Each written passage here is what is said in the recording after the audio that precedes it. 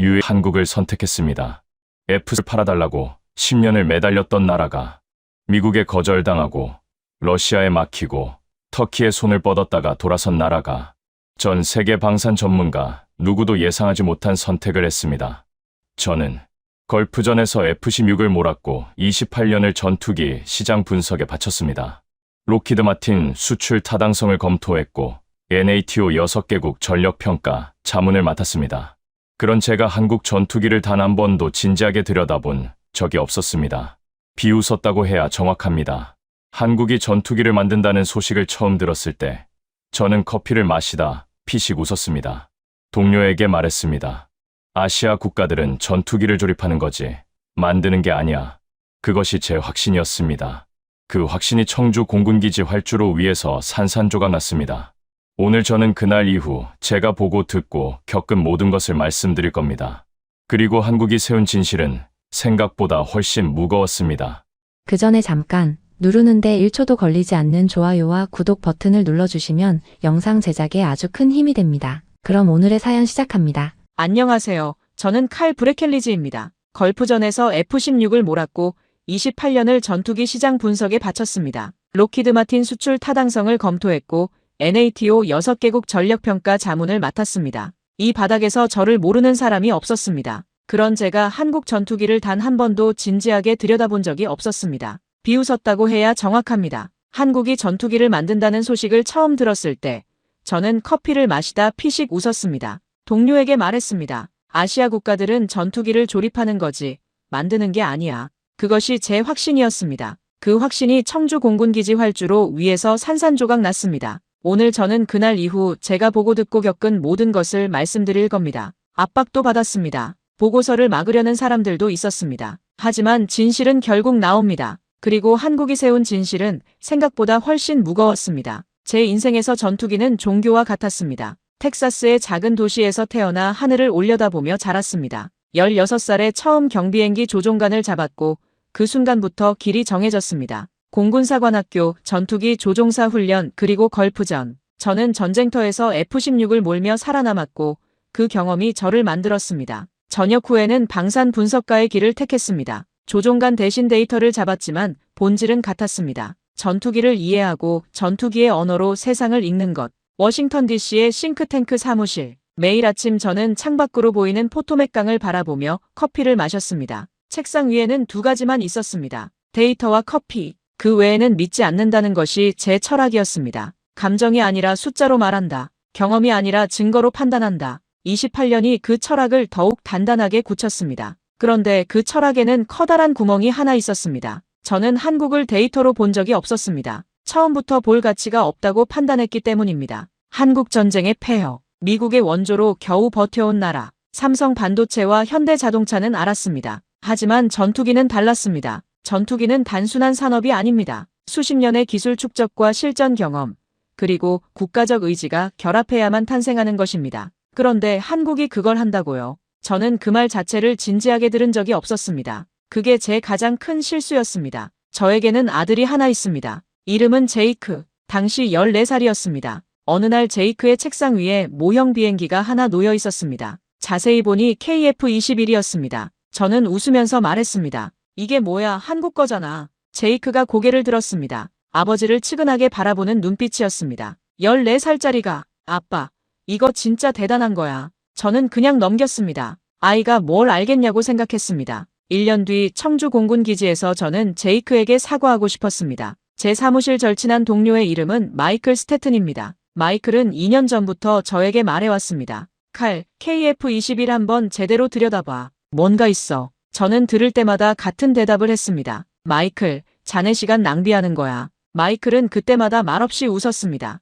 지금 생각하면 그 웃음이 안타까움이었습니다. 저를 향한 안타까움. 그리고 저는 28년 경력 위에 앉아 세상을 내려다봤습니다. 높은 곳에서 내려다보면 작아 보이는 것들이 있습니다. 저에게 한국은 그런 존재였습니다. 전쟁의 폐허에서 겨우 일어선 나라. 미국의 도움 없이는 아무것도 못하는 나라. 그 인식이 제 뇌리에 박혀 있었고 저는 단 한 번도 그것을 의심하지 않았습니다. 그것이 제가 가진 편견의 정체였습니다. 그리고 그 편견은 곧 무너질 운명이었습니다. 2025년 9월의 워싱턴 DC는 여전히 더웠습니다. 허리케인 시즌의 끝자락이 습한 공기를 도시 위에 눌러놓고 있었습니다. 저는 그 더위 속에서 매일 같은 루틴을 반복했습니다. 오전 6시 반, 기상, 포토맥 강변 조깅 5km, 샤워 후 커피 2잔, 오전 8시에 사무실 도착, 그날 나온 전 세계 방산 뉴스 훑기, 오전 내내 보고서 작성, 오후에는 미팅과 통화, 저녁 6시에 퇴근해서 제이크와 저녁 식사. 그것이 제 일상이었습니다.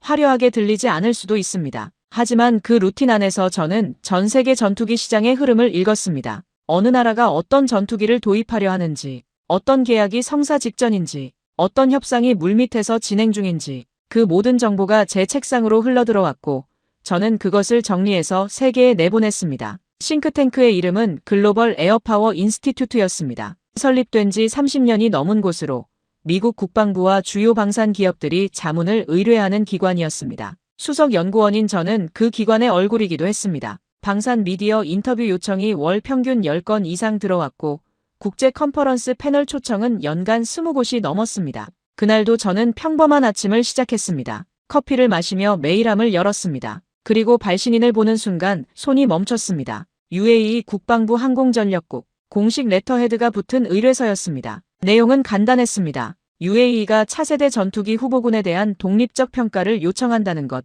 그리고 후보군 3가지, 프랑스 라팔, 터키 칸, 그리고 한국 KF-21. 저는 세 번째 이름을 보고 잠시 멈췄습니다. KF-21. 커피잔을 내려놓고 다시 읽었습니다. 착각이 아니었습니다. 분명히 KF-21이라고 적혀 있었습니다. 저는 속으로 생각했습니다. UAE가 후보군에 왜 한국 전투기를 넣었을까? 균형을 맞추려는 제스처인가? 아니면 라팔과 칸을 압박하기 위한 카드인가? 어쨌든 진지한 경쟁자는 아니라고 판단했습니다. 그런데 의뢰서를 더 읽어내려가자 멈칫하게 만드는 문장이 있었습니다. UAE 국방차관이 이미 KF-21 복좌형 뒷좌석에 탑승했다는 내용이었습니다. 방산업계에서 이것이 무엇을 의미하는지 저는 잘 알았습니다. 계약 직전 단계에서만 일어나는 일이었습니다. 그냥 구경 온 사람은 전투기 뒷좌석에 태우지 않습니다. 등줄기에 뭔가 스치는 느낌이 있었습니다. 불편함이었습니다. 저는 마이클에게 의뢰서를 건네며 말했습니다. 이거 봐. UAE가 KF-21을 후보에 넣었어.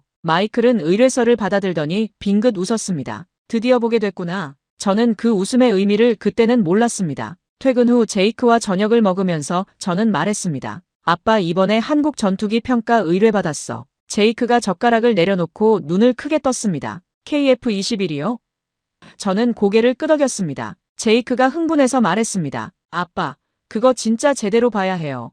유튜브에 엄청 나와 있어. 한국에서 완전 대박 난 거야. 저는 웃으면서 말했습니다. 알았어. 하지만 속으로는 여전히 같은 생각이었습니다. 들러리겠지. 그 판단이 얼마나 어리석었는지는 서울행 비행기에서 내리는 순간 알게 됩니다. 의뢰를 수락하고 자료 조사를 시작했습니다. 처음에는 가볍게 훑을 생각이었습니다. 라팔과 칸에 집중하고 KF-21은 참고용으로 보면 된다고 생각했으니까요. 그런데 자료를 열어보는 순간부터 이상한 감각이 시작됐습니다. 숫자들이 이상했습니다. 좋은 쪽으로. 가격 6,500만 달러에서 8,500만 달러. F-35의 70에서 80% 수준이었습니다. 그런데 라팔보다 저렴하고 유로파이터보다 훨씬 저렴했습니다. 유로파이터는 9,500만 달러에서 1억 2천만 달러. 심지어 F-35보다 비쌌습니다. 이 역설적인 시장 구조를 저는 알고 있었지만 KF-21의 가격과 나란히 놓고 보니 의미가 달라 보였습니다. 성능 재원,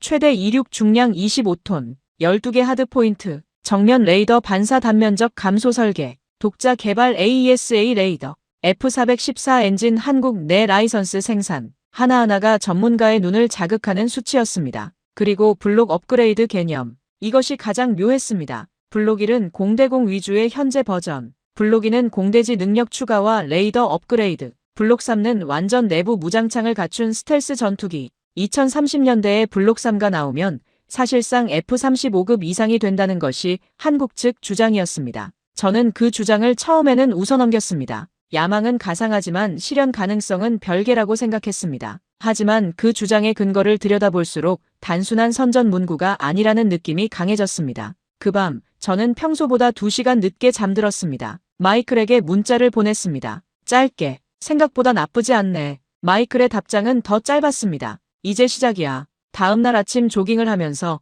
저는 계속 숫자들을 머릿속에서 굴렸습니다. 전투기 시장의 구조가 눈앞에 그려졌습니다. 최상급 5세대 스텔스 F-35가 지배하고 있지만 친미 동맹국에만 팔립니다. 중상급 4.5세대 라팔과 유로파이터가 있지만 너무 비쌉니다. 중급 4세대 F-16 계열이 있지만 구형화되고 있습니다. 그 사이에 공백이 있었습니다. 4.5세대 성능인데 4세대 가격대, 그 공백을 KF-21이 파고들고 있었습니다. 게다가 지정학적 타이밍이 절묘했습니다. 미중 경쟁 심화로 많은 나라들이 양자태기를 강요받고 있었습니다. F-35를 사면 완전한 미국 편, 중국 전투기를 사면 미국 제재, 그 사이에서 KF-21은 묘한 위치에 있었습니다. 한국은 미국 동맹국이지만 중국과도 경제관계를 유지하는 나라.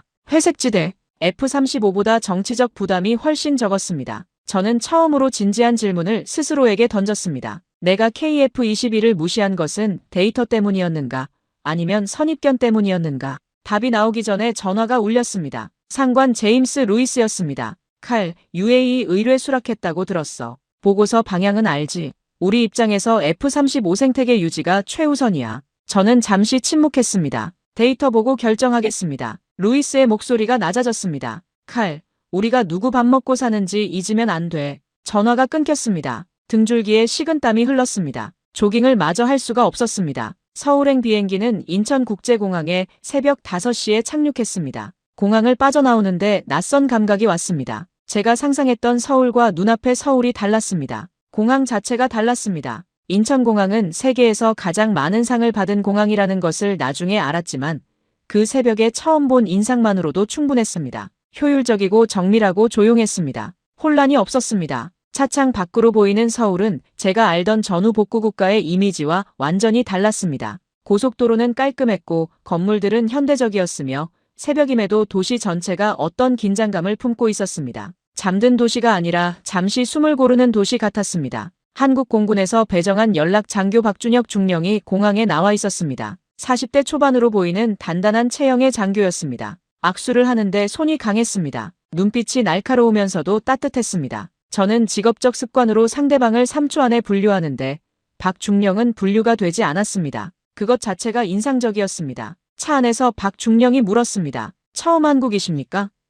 저는 네 라고 답했습니다. 박중령이 앞을 보면서 말했습니다. 좋은 타이밍에 오셨습니다. 저는 그 말의 의미를 나중에야 이해했습니다. 청주 공군기지에 도착한 것은 오전 6시였습니다. 가을 새벽 공기가 차가웠습니다. 숨을 들이쉬면 폐가 깨끗해지는 느낌이었습니다. 저는 박중령을 따라 활주로 방향으로 걸었습니다. 그리고 멈췄습니다. 활주로 끝에 KF-21이 서 있었습니다. 사진으로 수없이 봤습니다. 재원표도 읽었고 영상도 봤습니다. 그런데 실물은 달랐습니다. 완전히 근본적으로 달랐습니다. 전투기는 실물로 봐야 합니다. 저는 28년 동안 수백 대의 전투기 실물을 봐왔습니다. F-22, F-35, 라팔, 유로파이터, 수호이. 그 기준으로 KF-21을 봤습니다. 심장이 한 박자 빠르게 뛰었습니다. 기체 전면에 유선형 곡선이 낮게 깔려 있었습니다. 정면에서 보면 날개가 동체에 흡수되는 설계였습니다. 레이더 반사 단면적을 줄이기 위한 의도적인 형상이었습니다. 엔진 흡입구의 각도, 수직 미익의 기울기,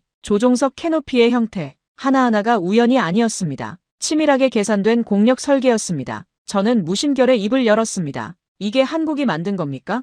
박중령이 조용히 답했습니다. 네, 순수 우리 기술입니다. 그 네 글자가 묵직하게 울렸습니다. 저는 그 자리에서 한동안 움직이지 못했습니다. 두려움이었습니다. 기체가 무서운 것이 아니었습니다. 내가 틀렸을 수도 있다는 최초의 공포였습니다. 28년 경험이 속삭였습니다. 이건 모방품이 아니다. 청주기지 브리핑룸. 오전 9시. KF-21 개발팀에서 나온 엔지니어 3명이 앞에 앉았습니다. 그중 수석 엔지니어는 30대 중반으로 보였습니다. 어렸습니다. 록히드 마틴이나 보잉에서 수석 자리에 앉으려면 보통 50대는 돼야 합니다. 저는 속으로 의심했습니다. 이 나이에 수석이라고. 그 의심은 브리핑이 시작되고 20분 만에 사라졌습니다. 엔지니어의 이름은 이상우였습니다. 그는 KF-21의 설계 철학을 설명하기 시작했습니다. 한국어로 말하고 통역이 따라왔지만 저는 통역 이전에 이미 내용을 이해하고 있었습니다. 그가 쓰는 기술 언어가 저와 같았기 때문입니다. F-22 설계팀과 나눴던 대화에서 들었던 표현들이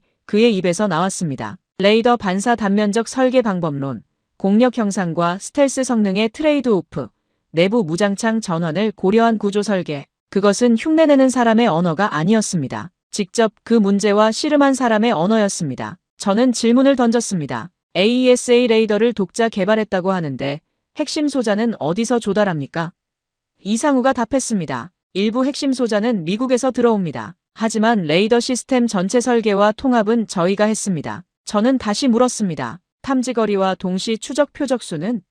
이상우가 구체적인 수치를 댔습니다. 저는 그 수치를 라팔의 RBE 레이더와 머릿속에서 비교했습니다. 대등하거나 일부 항목에서 앞섰습니다. 손바닥에 땀이 났습니다. 브리핑이 끝나고 점심 식사가 있었습니다. 기지 식당에서 박중령과 마주 앉았습니다. 된장찌개가 나왔습니다. 저는 한국 음식을 처음 먹어보는 것이었습니다. 짭짤하고 구수하고 깊은 맛이었습니다. 오래 끓인 맛이었습니다. 급하지 않은 맛. 그 맛이 왜인지 기지 활주로 위에 KF-21과 겹쳐 보였습니다. 박중령이 된장찌개를 한 숟갈 뜨면서 말했습니다. 저희 어머니가 만들어주던 것과 비슷한 맛이죠. 오래 끓여야 나오는 맛입니다. 저는 아무 말 없이 끄덕였습니다. 그 말이 단순히 음식 이야기가 아닌 것 같다는 느낌이 들었기 때문입니다. 호텔로 돌아와 저는 마이클에게 전화를 걸었습니다. 마이클, 나 지금 청주야. 실물 봤어. 마이클이 물었습니다. 어때? 저는 잠시 침묵했습니다. 생각과 달라. 마이클이 웃었습니다. 그럼 이제 제대로 시작해봐. 저는 그날 밤 자료를 처음부터 다시 펼쳤습니다. 이번에는 다른 눈으로, 무시하는 눈이 아니라 배우려는 눈으로 새벽 2시까지 읽었습니다. 28년 분석가 생활에서 이렇게 늦게까지 자료를 붙잡은 것이 언제인지 기억이 나지 않았습니다. 그리고 한 가지가 제 머릿속을 계속 맴돌았습니다. 이 나라는 언제부터 이것을 준비했는가? 다음 날 박중령에게 물었습니다. 박중령이 답했습니다. 2004년부터입니다. 저는 계산했습니다. 22년. 누가 알아주지 않아도, 누가 비웃어도 22년 동안 멈추지 않았습니다. 등이 뻐근해지는 느낌이었습니다. 부끄러움의 무게였습니다. 서울에서 워싱턴 DC로 돌아온 날, 제임스 루이스가 사무실로 불렀습니다. 루이스는 제 상관이었습니다. 60이 넘은 백발의 남자로 과거 국방부 조달 담당을 거쳐 록히드 마틴 자문을 수년간 맡았던 인물이었습니다. 방산업계에서 그의 인맥은 넓고 깊었습니다. 그리고 그의 이해관계도 그만큼 복잡했습니다. 루이스가 자리에 앉으면서 말했습니다. 서울 어땠어? 저는 솔직하게 말했습니다. 생각보다 훨씬 수준 높습니다. KF-21을 제대로 평가해야 할 것 같습니다. 루이스의 표정이 굳었습니다. 커피잔을 내려놓고 저를 바라봤습니다. 칼, 우리가 이 의뢰를 받은 이유가 뭐라고 생각해? 저는 답하지 않았습니다. 루이스가 계속했습니다. UAE가 우리 보고서를 원하는 건 객관성 때문이 아니야. 우리 이름이 필요한 거야. 그리고 우리 이름은 미국 방산 생태계와 함께 서 있는 거야. KF-21이 UAE에 들어가면 어떻게 되는지 알아. 다음 나라들이 줄을 설 거야. 그게 F-35 시장에 어떤 영향을 미치는지 생각해봐. 저는 말했습니다. 그건 시장의 문제입니다. 제 보고서는 데이터의 문제입니다. 루이스의 목소리가 낮아졌습니다. 칼, 자네 경력 생각해. 그 말이 공기 속에 무겁게 가라앉았습니다. 저는 아무 말도 하지 않고 자리에서 일어났습니다. 사무실로 돌아와 앉으니 손이 떨렸습니다. 분노인지 두려움인지 구분이 되지 않았습니다. 28년 동안 저는 데이터로 말해왔습니다. 그 원칙이 지금 흔들리고 있었습니다. 아니, 흔들리는 것은 원칙이 아니었습니다. 원칙을 지키는 데 필요한 용기였습니다. 그날 저녁 마이클을 불러 맥주를 마셨습니다. 저는 루이스와의 대화를 전했습니다. 마이클이 맥주잔을 내려놓으며 말했습니다. 칼, 나도 2년 전에 똑같은 소리 들었어. 저는 눈이 커졌습니다. 그래서 나갔어? 마이클이 고개를 끄덕였습니다. KF-21 보고서 쓰다가 막혔어. 어조를 바꾸라는 소리 듣고 그때 알았지. 여기서는 진짜 분석을 할 수 없겠다고. 저는 맥주를 한 모금 마셨습니다. 맛이 쓰지 않았습니다. 아니, 쓴 것은 맥주가 아니었습니다. 마이클이 말했습니다. 그런데 칼, 한국이 얼마나 준비됐는지 알아? 내가 2년 전에 본 것보다 지금은 훨씬 더 앞서 있을 거야. 직접 봤잖아. 어때? 저는 잠시 생각하다 말했습니다. 무서웠어. 마이클이 웃었습니다. 그거면 충분해. 집에 돌아와 제이크의 방문 앞을 지나쳤습니다. 불이 꺼져 있었습니다. 문 앞에 잠깐 서 있었습니다. 책상 위 KF-21 모형이 어둠 속에 있을 것 같았습니다. 저는 그날 밤 처음으로 진지하게 생각했습니다. 내가 옳다고 생각하는 것을 쓸 것인가? 아니면 안전한 것을 쓸 것인가? 루이스에게 보고서 초안을 제출한 날은 서울에서 돌아온 지 2주 뒤였습니다. 저는 중립적으로 썼습니다. KF-21의 장점과 단점을 데이터에 기반해 정직하게 기술했습니다. 장점은 장점으로, 약점은 약점으로. 미국 부품 의존도 문제도 썼고, 글로벌 정비망 미구축 문제도 썼습니다. 하지만 가격 경쟁력과 블록 업그레이드 확장성, 지정학적 중립성이라는 구조적 강점도 정확하게 기술했습니다. 어느 쪽에도 편향되지 않은 제가 할 수 있는 가장 정직한 보고서였습니다. 루이스는 하루 만에 반려했습니다. 메모 하나가 붙어 있었습니다. 세 문장이었습니다. KF21 긍정 평가 부분 전면 수정 요망. 미국 부품 의존도 리스크를 전면에 배치할 것. 결론은 F35 생태계 유지 권고로. 저는 그 메모를 읽고 창밖을 바라봤습니다. 포토맥 강이 보였습니다. 조용히 흐르고 있었습니다. 저는 루이스 사무실 문을 두드렸습니다. 들어가 자리에 앉았습니다. 루이스가 저를 봤습니다. 저는 말했습니다. 보고서를 수정할 수 없습니다. 루이스의 눈썹이 올라갔습니다. 칼. 데이터가 그렇게 나왔습니다. 데이터를 바꿀 수는 없습니다. 루이스가 천천히 몸을 앞으로 기울였습니다. 자네, 지금 자네가 무슨 말하는지 알아?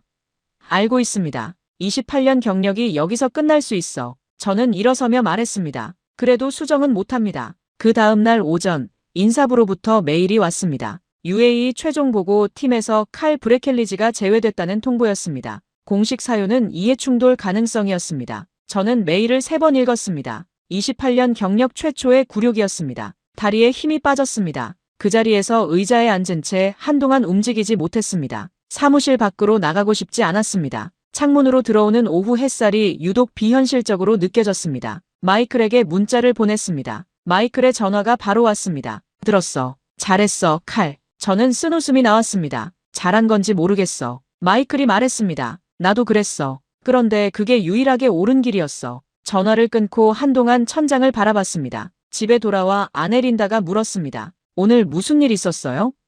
저는 다 말했습니다. 린다가 제 손을 잡으며 말했습니다. 당신이 옳다고 생각하는 대로 써요. 경력보다 그게 더 중요하잖아요. 저는 린다의 얼굴을 바라봤습니다. 결혼한 지 22년. 이 여자는 항상 제가 흔들릴 때 중심을 잡아줬습니다. 그날 밤 저는 처음으로 독립보고서 작성을 생각했습니다. 팀에서 제외된 후 사흘을 보냈습니다. 그 사흘이 28년 경력 중 가장 긴 사흘이었습니다. 매일 아침 조깅을 나갔다가 포토맥 강변 벤치에 앉아 1시간씩 멍하니 강물을 바라봤습니다. 자책이 밀려왔습니다. 내가 너무 감정적으로 판단한 건 아닐까? 현장의 분위기에 취해서 KF21을 과대평가한 건 아닐까?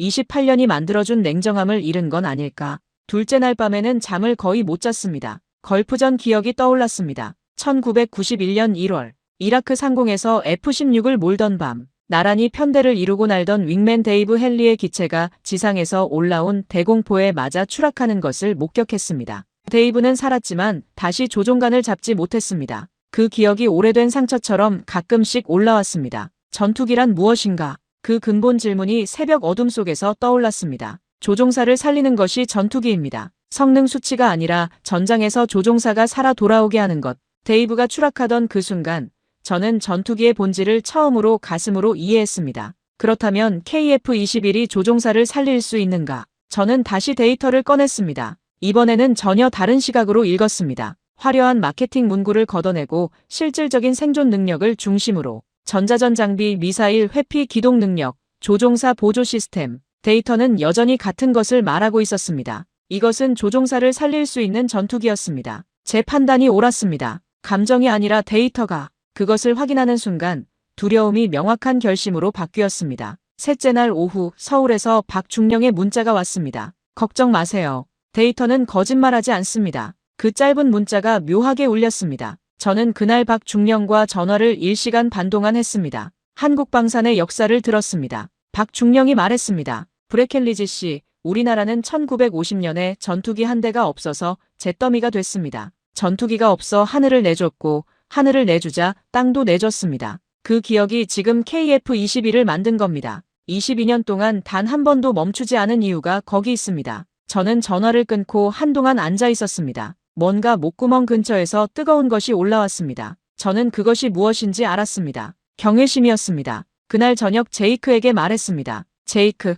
아빠 한국 전투기 다시 제대로 볼 거야. 제이크가 눈을 크게 떴습니다. 그리고 처음으로 저에게 하이파이브를 청했습니다. 저는 그 손을 세게 쳤습니다. 사흘 뒤 두바이에서 연락이 왔습니다. UAE 국방부 항공전력 담당 아마드 알만수리. 공식 채널이 아닌 개인 번호로 직접 온 연락이었습니다. 문자 내용은 짧았습니다. 칼, 개인 자격으로 만날 수 있겠습니까? 중요한 이야기가 있습니다. 저는 즉시 답했습니다. 언제든 가능합니다. 두바이에서 만난 아마드는 제가 예상한 것과 달랐습니다. 군 제복이 아닌 깔끔한 사복 차림이었습니다. 50대 초반의 단단한 체형, 눈빛이 조용하면서 날카로웠습니다. 악수를 하는데 손에 힘이 실려 있었습니다. 이 사람은 오랫동안 무언가를 준비해온 사람이라는 인상이 강했습니다. 아마드가 자리에 앉으며 말했습니다. 칼, 우리가 당신을 부른 것은 공식 보고서 때문이 아닙니다. 저는 고개를 끄덕였습니다. 알고 있습니다. 아마드가 말을 이었습니다. 우리는 10년 동안 F-35를 요청했습니다. 거절당했습니다. 수리 75 공동 개발은 러시아 때문에 막혔습니다. 칸은 개발이 언제 끝날지 모릅니다. 라팔은 프랑스가 차세대 전투기 공동 개발을 조건으로 내걸고 있습니다. 우리에게 지금 당장 쓸 수 있는 전투기가 필요합니다. 그리고 나중에 더 나은 전투기로 업그레이드할 수 있는 경로도 필요합니다. 아마드가 서류 봉투를 꺼내 제 앞에 밀었습니다. 우리가 독자적으로 수행한 KF-21 성능 평가 결과입니다. 저는 봉투를 열었습니다. 손이 약간 떨렸습니다. 내용을 읽기 시작했습니다. UAE가 독자적으로 수행한 분석은 치밀하고 정확했습니다. 제가 서울에서 수집한 데이터와 교차하면 거의 동일한 결론에 도달하고 있었습니다. 그리고 마지막 페이지의 결론 부분. 블록 1 도입 후 블록 3까지 업그레이드할 경우 총 운용 비용이 F-35 40년 운용 비용보다 낮다는 시뮬레이션이었습니다. 저는 서류를 내려놓고 아마드를 바라봤습니다. 이 분석 언제 하셨습니까? 아마드가 답했습니다. 2년 전부터입니다. 저는 21번 들이쉬었습니다. 이 나라 사람들도 진실을 원하고 있었습니다. 나 혼자만 두려워하고 있었던 것이었습니다. 아마드가 말했습니다. 우리는 40년 뒤를 삽니다. 현재의 정치가 아니라. 그 말이 머릿속에서 오래 울렸습니다. 저는 창밖 두바이의 야경을 바라봤습니다. 사막 위에 세운 도시, 석유 이후를 준비하는 사람들. 이들이 KF-21을 고려하는 이유가 단순한 군사 전략이 아니라는 것이 느껴졌습니다. 호텔로 돌아오는 택시 안에서 저는 박중령에게 전화를 걸었습니다. 박중령, 제가 독립보고서를 쓰겠습니다. 도와줄 수 있습니까?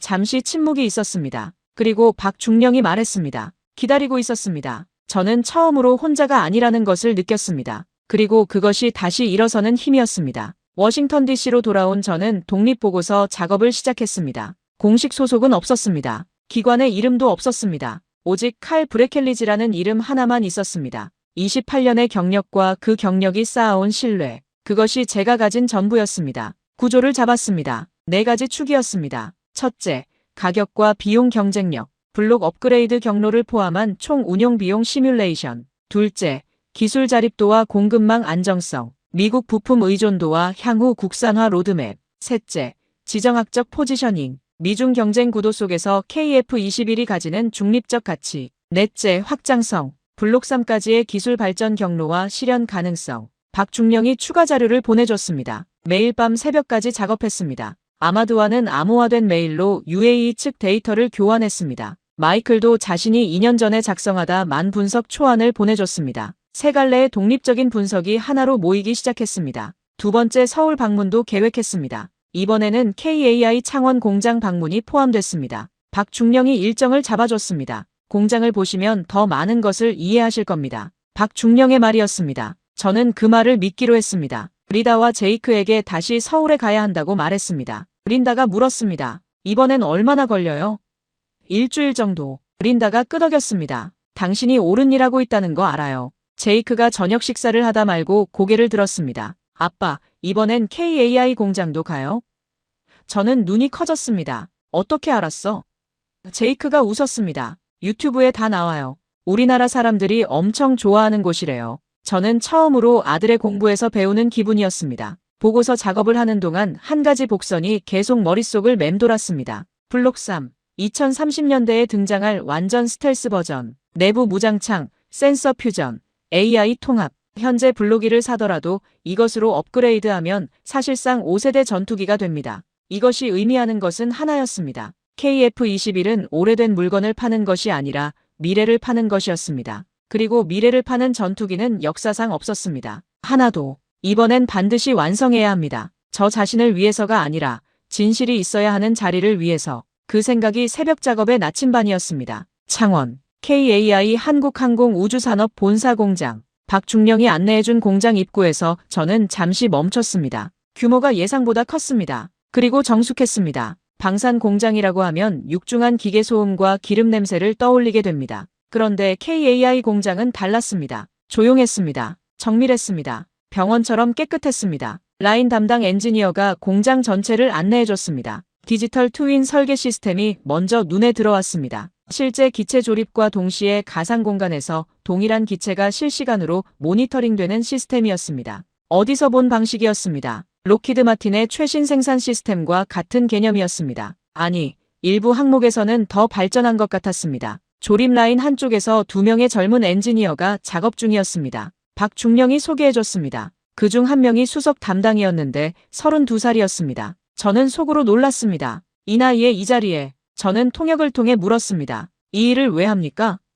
젊은 엔지니어가 잠시 생각하더니 대답했습니다. 저희 아버지가 한국 전쟁 때 어린아이였습니다. 전투기가 없어서 하늘을 빼앗겼던 나라. 그 아버지가 저를 키워줬습니다. 저는 그 하늘을 되찾고 싶었습니다. 저는 아무 말도 할 수 없었습니다. 공장 식당에서 점심을 먹으면서 박중령이 말했습니다. 우리 직원들 대부분 야근합니다. 강요가 아닙니다. 스스로 남습니다. 이게 한국 사람들입니다. 저는 포크를 내려놓고 물었습니다. 왜 그렇게 합니까? 더 받는 것도 아닐 텐데. 박중령이 잠시 생각하다 말했습니다. 정이라는 말 아십니까? 한국어로요. 저는 처음 듣는 단어였습니다. 감정적 연대감 같은 겁니다. 이 프로젝트에 대한 정, 한국의 하늘에 대한 정, 그게 남아있게 만드는 겁니다. 저는 그날 공장에서 6시간을 보냈습니다. 예정된 4시간을 훌쩍 넘겼습니다. 박중령도 안내 엔지니어도 아무도 재촉하지 않았습니다. 퇴장할 때 야간 작업 중인 연구팀의 불빛이 보였습니다. 밤 9시였습니다. 호텔로 돌아오는 차 안에서 저는 마이클에게 음성 메시지를 남겼습니다. 마이클, 나 오늘 KAI 공장 봤어. 뭐라고 해야 할지 모르겠어. 그냥 한국이 진짜야. 진짜라고. 마이클의 답장은 짧았습니다. 알고 있었어. 보고서 마무리를 앞둔 어느 월요일 아침이었습니다. 사무실에 도착하자마자 인사부 담당자가 기다리고 있었습니다. 표정이 굳어 있었습니다. 브레켈리지 씨, 드릴 말씀이 있습니다. 그 문장이 나쁜 소식의 전조라는 것을 저는 직감했습니다. 통보는 2가지였습니다. 첫째, 글로벌 에어파워 인스티튜트 수석 연구원 소속 자격이 즉각 박탈됩니다. 공식 사유는 기관 지침 위반이었습니다. 둘째, UAE 국방부의 공식 서한이 발송됐습니다. 칼 브레켈리지는 더 이상 공인된 자문가가 아니라는 내용이었습니다. 저는 서류를 받아들고 읽었습니다. 손이 떨렸습니다. 아니, 손이 떨린 것은 두려움이 아니었습니다. 분노였습니다. 28년 동안 이 기관의 이름으로 수십 개의 보고서를 썼습니다. 단 한 번도 데이터를 왜곡한 적이 없었습니다. 그 경력을 하루 만에 종이 한 장으로 끝냈습니다. 더 충격적인 소식이 오후에 들어왔습니다. 마이클에게서 전화가 왔습니다. 칼, 방산 미디어에 익명 보고서가 뿌려졌어. KF-21 깎아내리는 내용이야. 미국 부품 의존도 90%, 수출 통제 리스크 치명적이라고. 내 이름을 직접 거론하진 않지만 내용으로 보면 분명히 너를 겨냥한 거야. 저는 눈을 감았습니다. 루이스가 움직인 것이었습니다. 아마드에게 연락을 시도했습니다. 답장이 없었습니다. 2번 더 보냈습니다. 여전히 없었습니다. UAE 측 채널이 막힌 것 같았습니다. 모든 노력이 물거품이 되는 것 같은 기분이었습니다. 그날 밤은 가장 어두운 밤이었습니다. 린다가 침대 옆에 앉아 아무 말 없이 제 손을 잡아줬습니다. 저는 천장을 보면서 말했습니다. 내가 틀린 건지도 몰라. 린다가 손을 꼭 쥐면서 말했습니다. 아니요. 당신이 두려운 거예요. 틀린 거랑 두려운 거랑 달라요. 저는 눈을 감았습니다. 린다가 옳았습니다. 새벽 3시에 박중령에게서 문자가 왔습니다. 한국은 오후 5시였습니다. 브레켈리지 씨, 뉴스 봤습니다. 힘내십시오. 사실은 남습니다.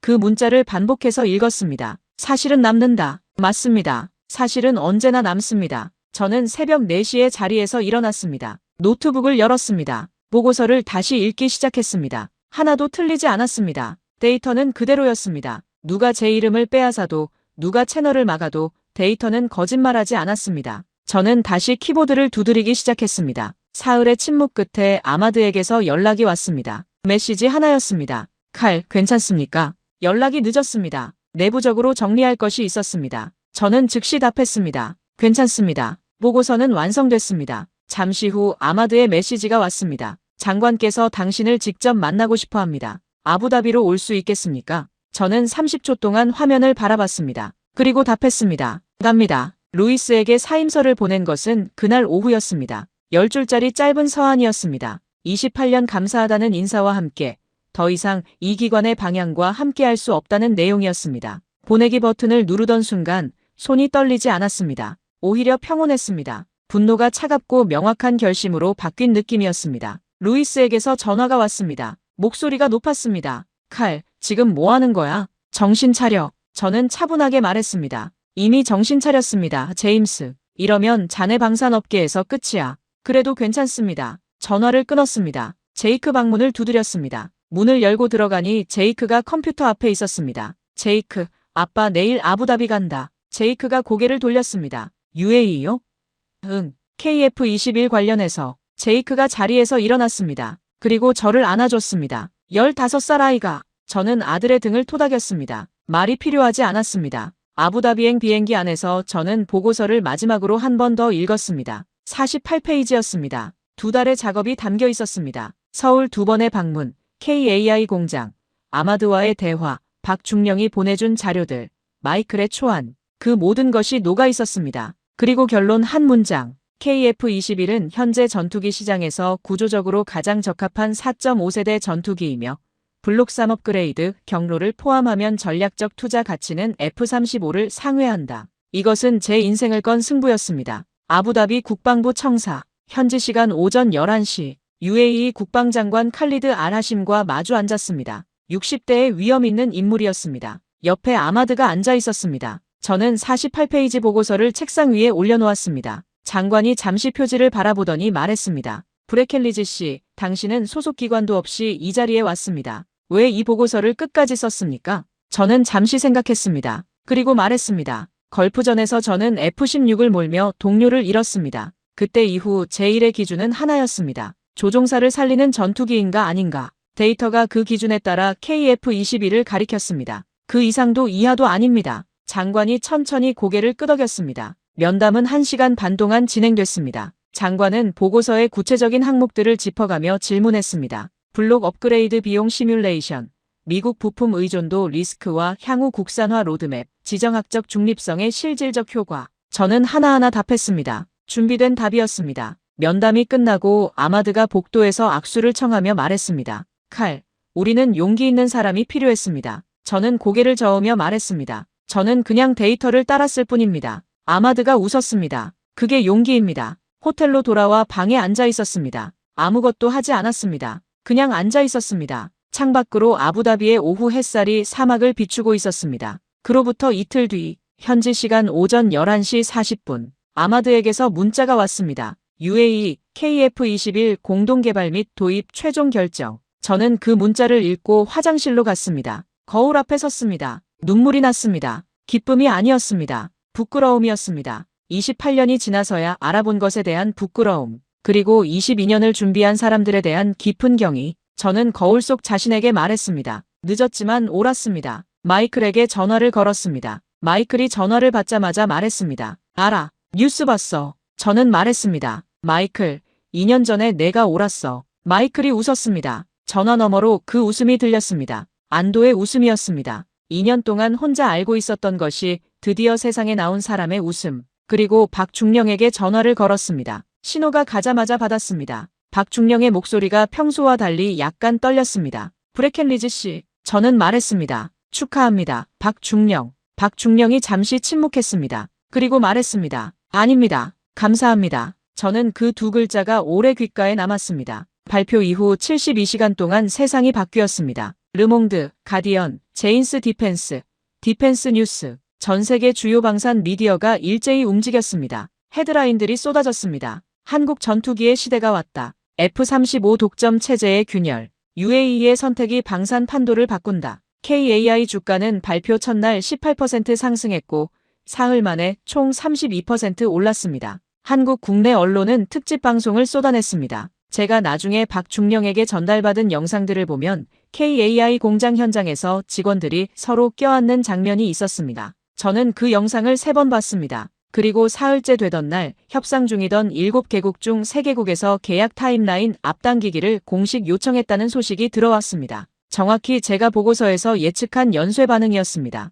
한 나라가 사면 다음 나라의 부담이 줄어듭니다. 첫 번째 도미노가 쓰러졌습니다. 저는 그 소식을 들으며 전투기 시장의 구조를 다시 떠올렸습니다. 유지보수 네트워크가 생깁니다. 부품 공급망이 안정됩니다. 실전 배치 데이터가 쌓입니다. 이제부터 KF-21을 사는 나라들은 훨씬 작은 리스크를 집니다. 한국이 그것을 알면서 첫 번째 나라를 유치하기 위해 22년을 준비한 것이었습니다. 마이클에게서 문자가 왔습니다. 칼, 내 독립보고서가 각국 국방부에 배포되기 시작했어. 이름이 퍼지고 있어. 저는 그 문자를 읽고 잠시 생각했습니다. 소속기관이 없는 분석가의 보고서가 각국 국방부에 배포된다는 것, 이상하게 들릴 수 있지만 저는 그것이 오히려 더 강한 신뢰의 증거라고 생각했습니다. 기관의 이름이 아닌 데이터 자체가 걷는 길. 루이스가 소속된 글로벌 에어파워 인스티튜트는 조용했습니다. 공식 입장문을 냈지만 언론의 주목을 받지 못했습니다. 이미 세상이 달라진 뒤였습니다. 제이크에게서 문자가 왔습니다. 아빠, 학교에서 선생님이 UAE 뉴스 이야기했는데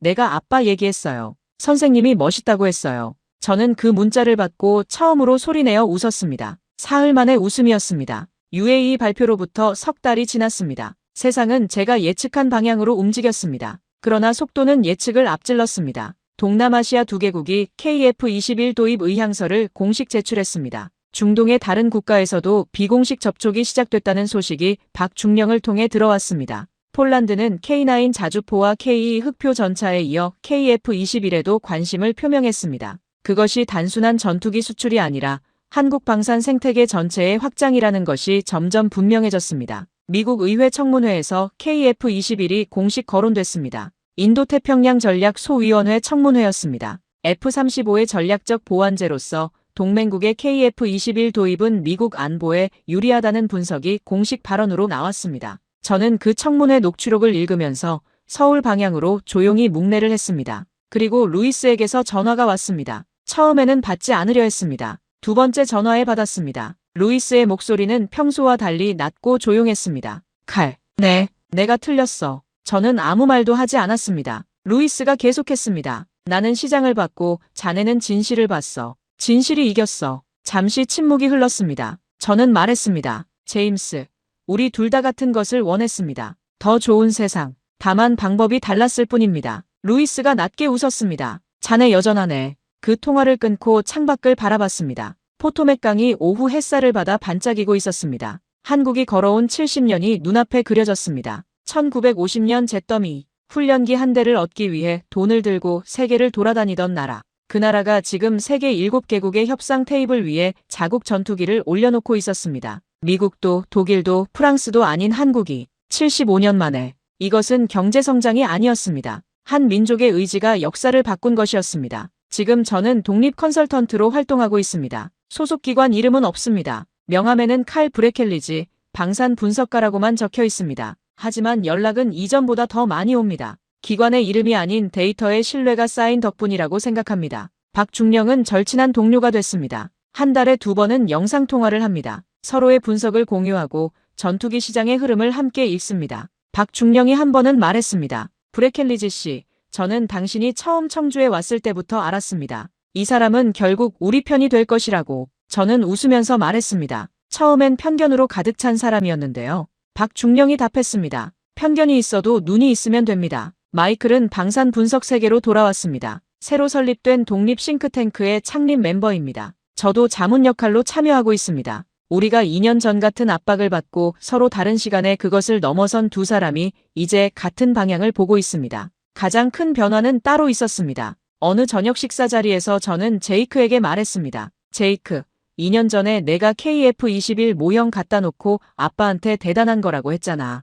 그때 아빠가 흘려들었어. 미안해. 그리고 내가 맞았어. 제이크가 포크를 내려놓고 저를 바라봤습니다. 잠시 뒤 말했습니다. 아빠, 사과 안 해도 돼요. 아빠가 제대로 봐줬잖아요. 그게 더 중요해요. 저는 그 말을 듣는 순간 28년 경력보다 더 소중한 것을 받은 기분이었습니다. 제 책상 위에는 이제 KF-21 모형이 하나 있습니다. 제이크가 사준 것입니다. 매일 아침 커피를 마시며 그것을 봅니다. 그리고 생각합니다. 한국은 처음부터 진짜였습니다. 다만 제가 보려 하지 않았을 뿐입니다. 28년 동안 전투기를 봤습니다. 그런데 청주 공군기지에서 처음으로 그것을 만든 사람들을 봤습니다. 22년을 멈추지 않은 사람들. 아버지 세대의 기억을 가슴에 품고 하늘을 되찾으려 한 사람들. 된장찌개처럼 오래 끓여야 나오는 맛을 아는 사람들. 한국인의 끈기는 데이터로 설명되지 않습니다. 그것은 정신입니다. 저는 그 정신 앞에서 28년의 오만이 얼마나 작았는지를 배웠습니다. 그리고 지금 저는 새 보고서를 쓰기 시작했습니다. 제목은 이렇습니다.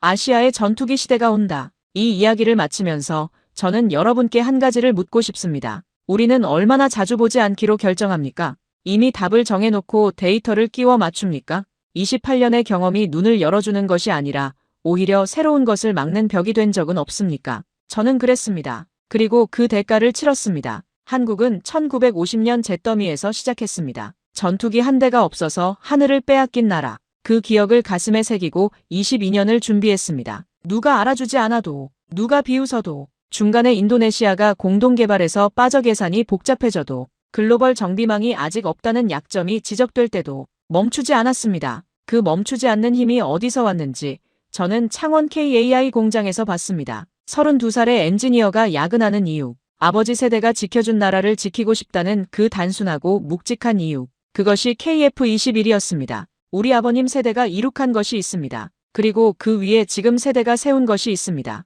그리고 그 위에 또 다음 세대가 세울 것이 있습니다. 한국의 70년이 그 증거입니다. 저는 칼 브레켈리지입니다. 걸프전 참전 조종사 출신, 28년 방산 분석가, 그리고 한국을 가장 늦게 알아본 사람 중 하나. 하지만 이제 한국의 가장 강한 지지자 중 하나이기도 합니다. 오늘 제 이야기를 끝까지 들어주신 여러분께 진심으로 감사합니다. 이 이야기가 여러분의 마음에 닿았다면 좋아요 버튼 한번 눌러주십시오. 그리고 채널 구독도 부탁드립니다. 한국의 저력을 더 많은 분들이 알 수 있도록 이 영상을 주변에 공유해 주신다면 더없이 감사하겠습니다. 댓글로 여러분의 생각을 남겨주십시오. 한국방산에서 가장 자랑스러운 것이 무엇인지, 아니면 여러분도 저처럼 한국을 처음에는 과소평가했다가 나중에야 알아본 경험이 있으신지, 그 이야기들이 모이면 또 하나의 이야기가 됩니다. 긴 시간 함께 해주셔서 감사합니다.